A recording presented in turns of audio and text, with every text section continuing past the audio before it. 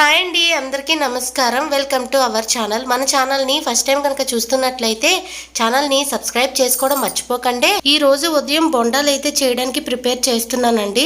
దానికోసం నిన్న రాత్రి నేను ఇడ్లీ రుబ్బు అలాగే మైదా పిండి బాగా కలుపుకొని అందులో వంట సోడా వేసుకొని ఉప్పు వేసుకొని కలిపి ఒక పక్కన అయితే పెట్టుకున్నానండి. దాన్ని మార్నింగ్ లేవగానే మళ్ళీ బాగా ఇంకొకసారి కలిపి అందులో ఉల్లిపాయ ముక్కలు, పచ్చిమిర్చి ముక్కలు, కరివేపాకు ముక్కలు వేసి బాగా కలుపుకున్నాను అనమాట.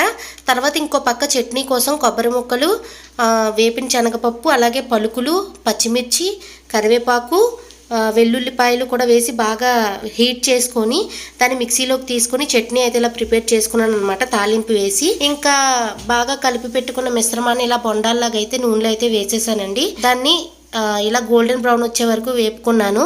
ఎంత బాగున్నాయి అంటే చాలా రోజుల తర్వాత తిన్నాము. చాలా టేస్టీగా ఉన్నాయి. నచ్చితే మీరు కూడా ట్రై చేయండి. అలాగే సబ్స్క్రైబ్ కూడా చేయండి. Bye bye.